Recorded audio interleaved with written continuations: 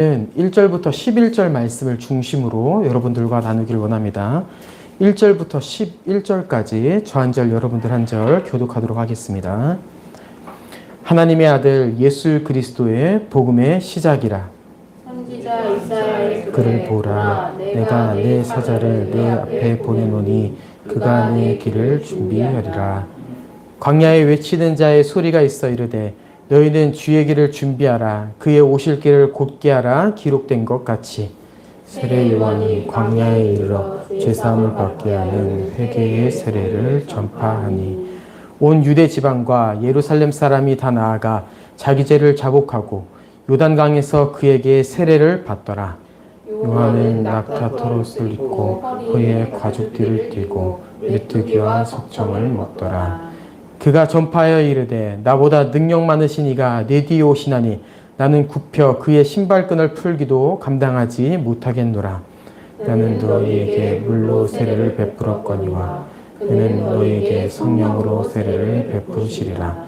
그때 예수께서 갈릴리 나사렛으로부터 와서 요단강에서 요한에게 세례를 받으시고 곧 물에서 올라오실새 하늘이 갈라짐과 성령이 비둘기같이 자기에게 내려오심을 보시더니. 같이 읽겠습니다.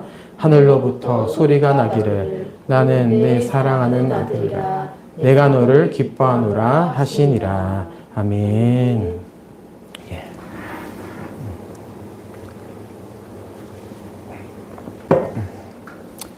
오늘부터 우리는 마가복음에 대해서 좀 나누고자 합니다.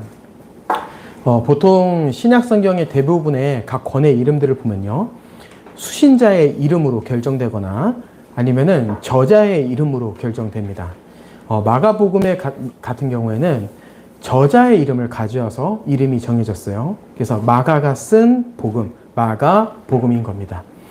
마가복음의 주제는 무엇일까요? 마가복음의 주제는요, 1장 1절에 기록하고 있어요. 이 헬라어 성경은요, 뭐든지 첫 번째 등장하는 단어, 첫 번째 등장하는 문장이 굉장히 중요합니다. 그래서 1절이 그 마가복음의 핵심 주제를 다루고 있는 거죠. 우리나라 성경으로는, 이 개역개정으로는 하나님의 아들이란 표현이 먼저 등장하는데요. 헬라어의 표현을 보면은 복음의 시작이라는 단어가 먼저 등장해요. 그래서 마가복음의 주제는 복음이구나 라는 것을 알 수 있고, 이 마가는 복음의 시작이신 하나님의 아들 예수 그리스도를 설명하기 위해 지금 이 마가복음을 쓴 것입니다. 우리에게 필요한 것은요, 바로 복음입니다. 근데 우리가 들어야 될 복음, 우리가 믿어야 될 복음은 무엇이냐라고 했을 때 바로 하나님의 아들 예수 그리스도인 거죠. 그래서 오늘 본문은요, 우리가 복음이 예수 그리스도라는 것은 많이 들어왔지 않습니까? 왜 예수 그리스도가 복음인가? 도대체 마가는 왜 예수 그리스도를 복음의 시작이라 설명하고 싶은가에 대해서 여러분들과 함께 나누고자 합니다. 1절의 내용을 보면요, 복음이 하나님의 아들 예수 그리스도다라고 소개하면서 이 1절을 설명하기 위해서 2절부터 8절의 내용을 사용합니다. 2절의 내용을 보면 이렇게 되어 있어요. 선지자 이사야의 글을 보라 이렇게 되어 있는데요. 실제로 마가복음 1장 2절 3절을 잘 보면은 구약의 두 본문을 인용한 것을 알 수 있습니다.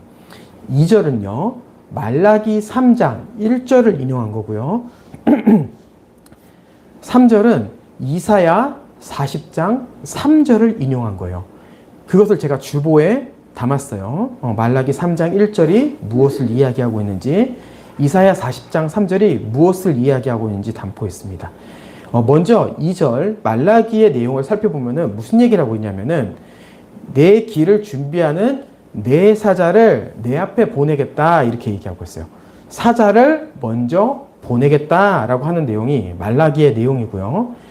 이사야서 40장 3절의 내용을 보면은 무엇이 나오냐면은 광야에서 외치는 자의 소리가 있다 이런 이야기를 하는 거예요. 그래서 오늘 본문은 사자와 광야에 외치는 소리, 이거에 대해 이야기하고 있습니다. 그런데 1절에 이제 복음의 시작이 예수 그리스도라고 말하지 않습니까? 근데 2절, 3절에 등장하는 이 사자와 광야에 외치는 자의 소리는 예수님을 말하는 것이 아닙니다. 마가가 굉장히 독특한 방법을 사용하는데요. 왜 2절, 3절을 설명했는가라고 했을 때 예수님이 복음이다 이렇게 설명해도 되지만 이 2절, 3절을 통하여서 예수님을 더 잘 설명하고 싶은 거예요. 즉 사자와 광야에 외치는 자의 소리는요, 예수님을 더 부각시켜주는 대상이에요. 그러면 그가 누구냐라고 했을 때 말라기 4장 5절에 있습니다. 말라기 4장 5절에 보면 이렇게 되어 있어요. 내가 구원자를 보내기 전에 엘리야를 먼저 보내겠다 이렇게 이야기하고 있습니다. 2절 3절은요. 하나님이 약속하신 엘리야가 사자와 광야에 외치는 자의 소리야 이렇게 이야기하는 거예요. 그래서 엘리야는 사자와 광야에 외치는 자의 소리로서 주의 오실 길을 예비할 거야 라고 이야기하는 거죠. 자, 그럼 여기서 우리에게 중요한 게 뭐예요? 그 엘리야가 누구냐는 거예요. 자, 엘리야가 누구일까요? 그 부분에 있어서 마가복음은 친절하게 설명합니다. 그가 오실 길을 곧게 하라 기록된 것과 같이 이렇게 되어 있죠. 3절 끝에. 그러면서 이렇게 이야기합니다. 세례 요한이 광야에 이르러 이렇게 이야기하는 거예요. 성경은요. 하나님께서 준비하신 엘리야가 바로 지금 오늘 본문에 등장하는 세례 요한이다 라고 이야기하는 거죠. 그리고 성경은 이 요한이 구약의 인물 선지자 엘리야가 생각날 수 있도록 세례 요한에 대해서 묘사를 합니다. 6절에 보면 이렇게 되어 있어요. 요한은 낙타토롯을 입고 허리에 가죽띠를 띠고 메뚜기와 석청을 먹더라 이렇게 되어 있습니다. 여기서 이제 갑자기 엘리야 옷을 왜 설명해? 엘리야가 뭘 먹든 우리야 무슨 상관이야 이렇게 생각할 수 있는데요. 구약 성경을 보면요. 실제로 엘리야는요. 낙타 털옷을 입었고요. 가죽띠를 띠었고 메뚜기와 석청을 먹었어요. 그러니까 이것을 의도적으로 마가는 넣어가지고 여러분 보십시오. 하나님이 준비하신 엘리야가 바로 지금 이 광야에 있는 세례 요한입니다. 라고 이야기하는 거예요. 그리고 세례 요한이 엘리야라는 것은 바로 무엇을 의미하는 거예요? 이 세례 요한 뒤에 등장하실 분이 구약에 약속된 메시아, 구원자다라고 하는 것을 마가복음은 잘 설명하고 싶은 겁니다. 그래서 이 세례 요한과 예수님의 관계는요, 신랑과 들러리의 관계예요. 세례 요한이 굉장히 많이 부각되지만요, 세례 요한을 부각시키는 이유는 바로 그가 맞이해야 될 예수 그리스도를 더 잘 부각시키기 위함이다 라고 하는 거죠. 그리고 그 세례 요한은 이제 이렇게 이야기하는 거예요. 세례 요한이 사람들에게 회개의 세례를 선포한다 라고 하는 거죠. 왜? 자기가 회개의 세례를 선포해야지 예수님이 오실 때 많은 사람이 모여있기 때문에. 그리고 이 세례 요한의 영향력은요 굉장했습니다. 여러분 5절을 한번 보도록 할게요.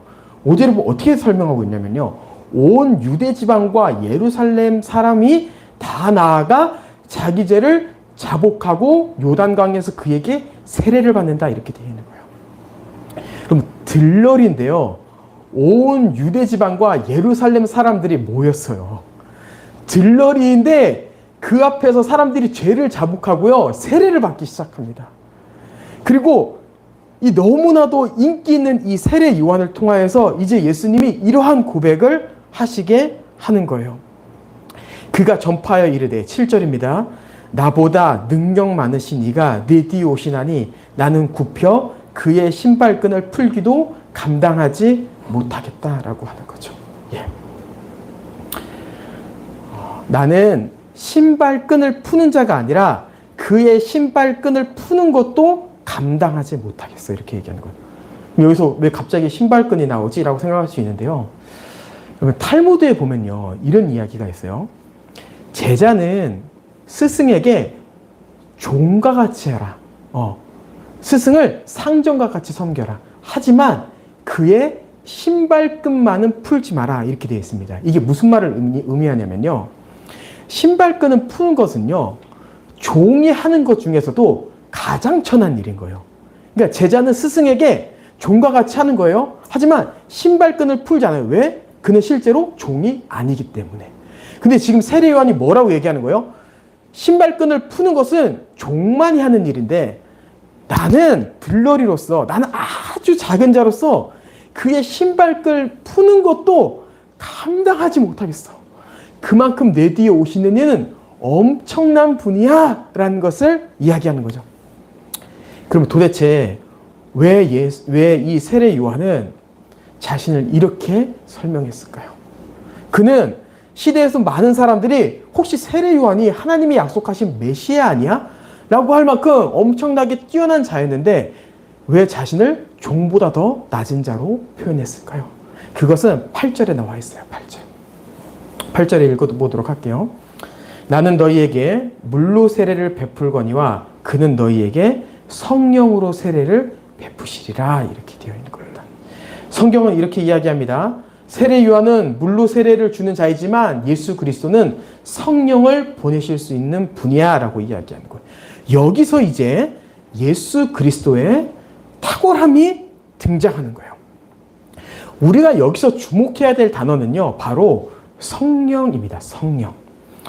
우리가 하나님께서 왜 이 세상을 창조하셨는가?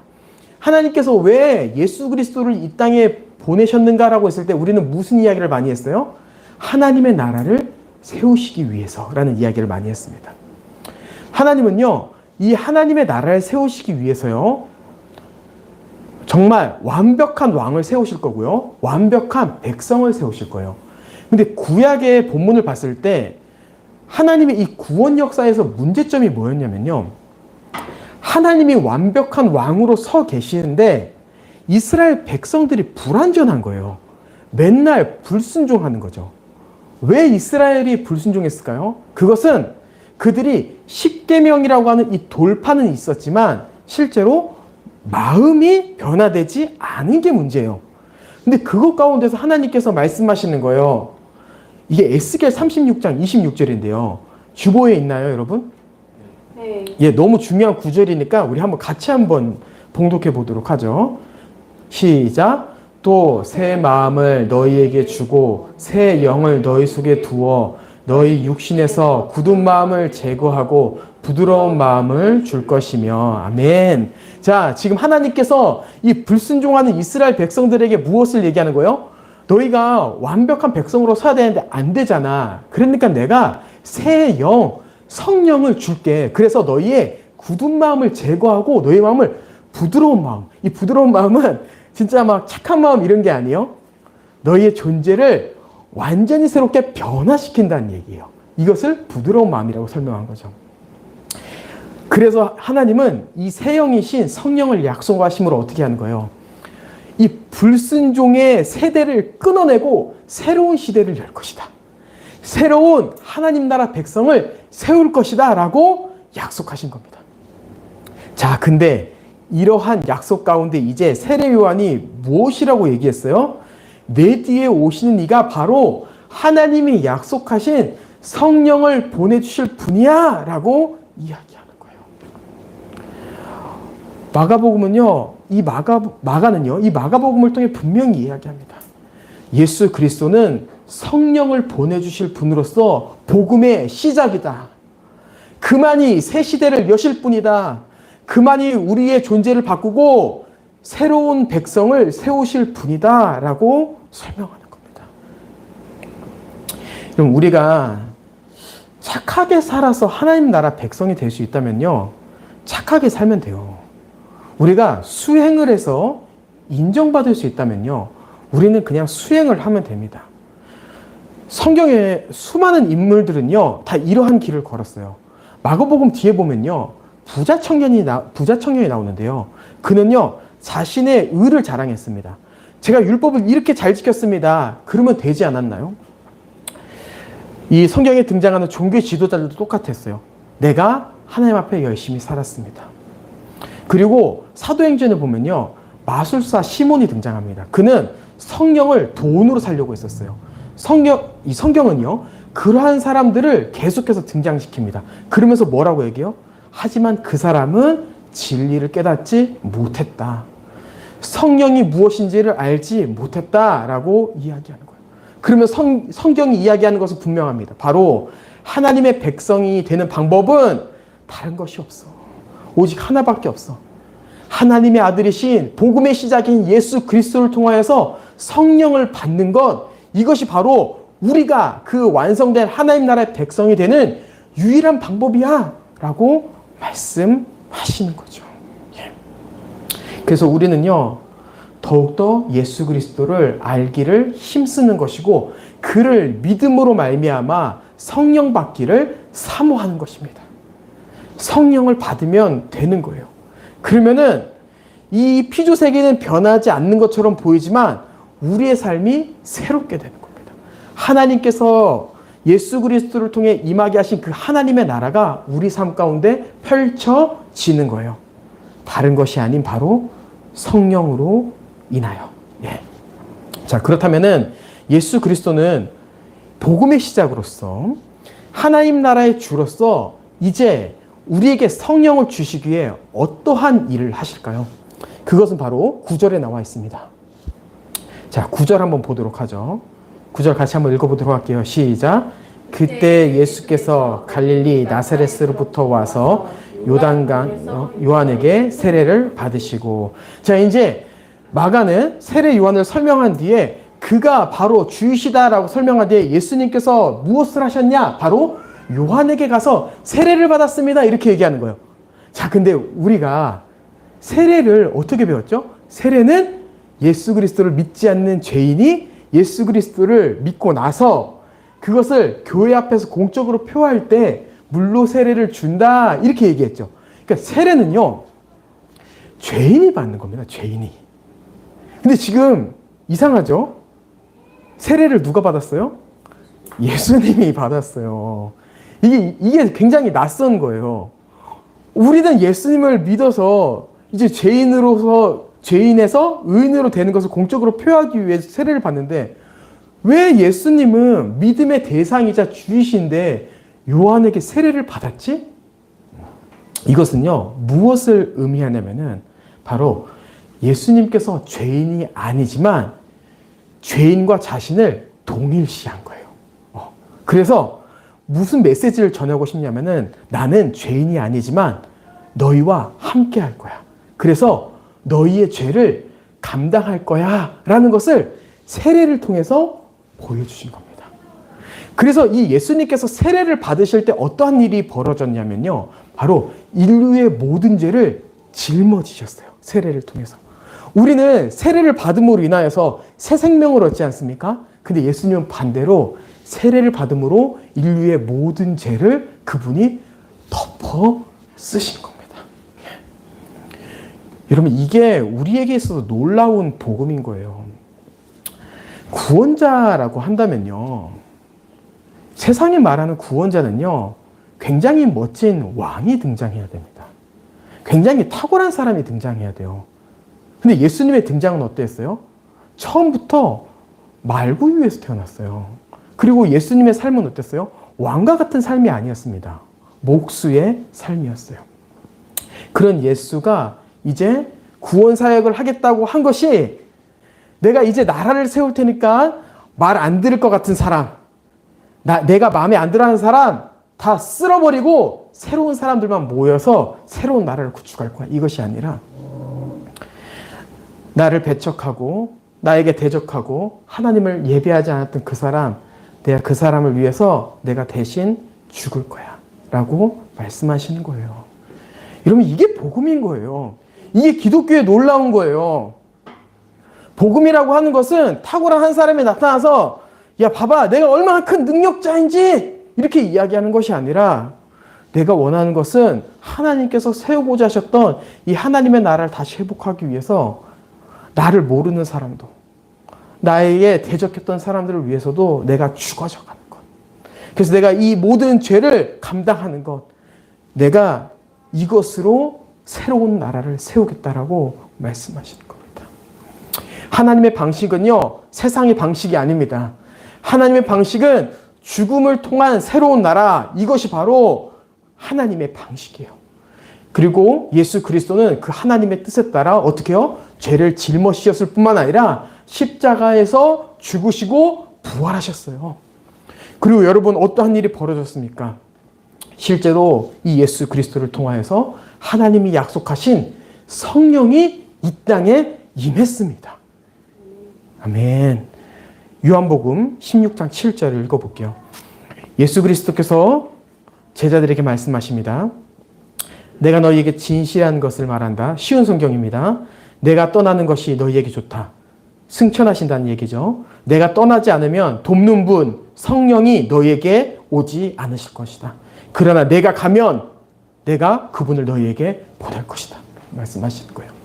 예수 그리스도는 승천을 통해서 이루고자 하시는 목적이 있었어요. 무엇입니까? 나를 만나는 자, 내 육체를 본 자만이 하나님 나라 백성이 된 것이 아니라 내가 승천하여 성령을 보냄으로 이 복음을 듣는 모든 자들이 자기 백성이 될 수 있게 하는 것. 이것이 바로 하나님의 큰 플랜, 예수 그리스도께서 이 땅에 행하신 하나님 나라 구원인 것이죠. 예. 그리고 예수 그리스도를 믿는 자들은요, 예수 그리스도를 눈으로 보지 않았지만 그 성령께서 복음을 깨닫게 하심으로 하나님 나라 백성이 되고, 또한 우리가 죽지 않았음에도 불구하고 이 땅 가운데서 하나님의 나라를 누리게 됩니다. 예수 그리스도를 통해 성령이 임하고 죽어서만 갈 수 있다고 생각한 나라, 이 세상이 완전히 끝나야지 갈 수 있다는 그 나라가 성령을 통하여 이 시대 가운데 오게 된 거죠.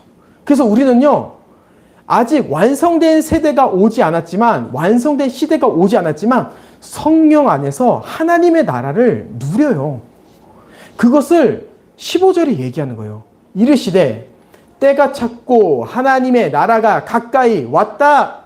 그러니까 너희는 회개하고 복음을 믿으라 하시더라 라고 말씀하시는 거예요. 여러분, 때가 찼습니다. 성경이 말하는 그 구원의 때는요, 우리가 죽을 때가 아니에요. 이후에 이 지구가 망한다고 하는 그 때가 아닙니다. 하나님이 말씀하신 때는 바로 예수 그리스도의 십자가, 그 때로 인하여서요, 우리의 눈에 보기에는 세상이 똑같아 보이지만요, 그 십자가 사건 이후로 이 피조 세계는 완전히 바뀌어 버렸어요. 이 세계 안에 믿음으로 볼 수 있는 영원한 나라가 이 땅 가운데 펼쳐지게 된 것이죠. 그것을 우리는 어떻게 할 수 있어요? 바로 예수 그리스도께서 이 세상을 다스리시는 것을 통해서 우리는 알 수 있어요. 여러분, 성경이 말씀하고 계십니다. 이 땅에 있는 들꽃들, 하늘에 나는 새들, 이것이 모두 주의 다스림 안에 운영되고 있다. 그럼 봄, 여울, 가을, 겨울이요, 그냥 자동적으로 움직이는 게 아닙니다. 예수 그리스도께서 다스리고 계시기 때문에 사계절이라는 게 있는 거예요. 예수 그리스도께서 이 세상을 다스리고 계시기 때문에 낮과 밤이라는 게 있는 겁니다. 그리고 하나님의 통치 아래 이 세상이 보존되고 있고요. 세상 사람들이 이 세상을 누릴 뿐만 아니라 우리는 그 안에서 하나님의 다스림을 직접 경험하고 그 안에서 은혜를 누리고 있어요. 그래서 우리는 이 세상 이미 임한 하나님의 나라, 그 안에서 하나님의 은혜를 기억할 수 있고요. 하나님의 은혜를 듣고 찬양을 고백할 수 있고, 말씀을 듣고 순종하려고 하는 그 결단이 우리 안에 나오게 되는 겁니다. 아까 찬양 인도자가 이런 이야기를 했어요. 여러분, 이 자리에 우리가 나온 거, 이 예배에 나온 것은 우리의 의지로 되어지는 것이 아닙니다. 하나님께서 부르셔야 가능한 겁니다. 라고 말씀하셨죠. 그럼 우리가 이 자리에 와서 하나님을 찬양한다는 것은요, 당연한 것이 아닙니다. 우리가 말씀을 듣고 지금 이 말씀을 이해할 수 있다는 것은요, 우리가 똑똑해서가 아니에요. 뭐예요? 주께서 우리를 다스리고 계시기 때문에 가능한 거예요. 우리의 삶이 하나님이 지금 이 세상을 다스리고 계신다, 하나님의 나라가 이미 임하였다는 증거인 겁니다. 그리고 우리는 그 안에서 놀랍게도 영원한 나라에 아직 들어가진 않았지만 계속해서 하나님의 은혜를 기억함으로 인해서 참 평안이 무엇인지, 참 기쁨이 무엇인지를 계속해서 경험하는 거예요. 여러분, 그래서 우리는 기억해야 돼요. 우리 삶이요, 고난이 있고 슬픔이 있고 낙심이 있어요. 하지만 여러분 잘 보세요. 눈에 있는 것에, 눈에 보이는 것에, 귀로 듣는 것에 집중하지 말고 예수 그리스도께서 이루신 것을 우리가 기억하며 믿음으로 바라보십시오. 우리 삶에는요, 우리 스스로 이룰 수 없는 행복과 안식이 차고 넘치고 있습니다. 근데 우리가 너무나 바쁘고 분주하니까 생각을 못하는 거예요. 내 삶은 왜 이러지? 왜 내 상태는 지금 이 모양 이 꼴이지? 난 도대체 내 삶이 언제 좋아지는 거야? 여러분 잘 기억해 보세요. 우리 삶이 하나하나 주님께서 간섭하셨고 주님께서 우리의 삶을 책임지고 계세요. 우리가 슬플 수 있지만 왜 슬픈지를 기억해야 되는 거예요. 혹시 우리의 욕심 때문 아닙니까? 우리의 걱정은요, 우리의 상태가 비참하기 때문이 아닙니다. 우리의 염려 때문 아닙니까? 주님께서 말씀하시는 거예요. 하나님의 나라가 임하였고 너희가 붙잡아야 될 것은 복음의 시작이신 예수 그리스도다. 그를 잡을 때 우리가 우리의 삶에 어떠한 일이 벌어져도 우리가 그 역경을 이길 수 있으며 너희가 하나님의 나라를 누리게 될 것이다 라고 말하는 거죠. 그리고 이것을 믿는 자, 이것을 경험하는 자가 이 세상 가운데서 주님께서 주시고자 하는 안식을 누리며 살아가는 겁니다. 다른 것이 없어요. 성경은 그 부분에 있어서 이제 너희에게 어떻게 해? 이것 좀 해봐. 수행을 해봐. 라고 말하지 않습니다. 말씀 안에서 예수 그리스도를 바라봐. 라고 말씀하시는 거예요. 네. 됐어. 잘했어.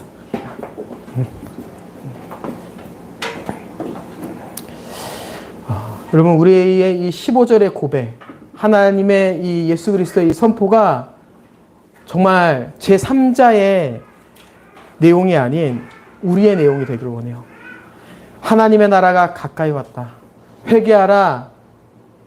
복음을 믿으라. 라고 하는 이야기가 바로 우리의 복음임을 기억하며 그 복음 안에서 예수 그리스도를 만나고 이 땅 가운데서 하나님의 나라를 충만히 누리는 우리가 되기를 원합니다. 아멘. 우리 시간 함께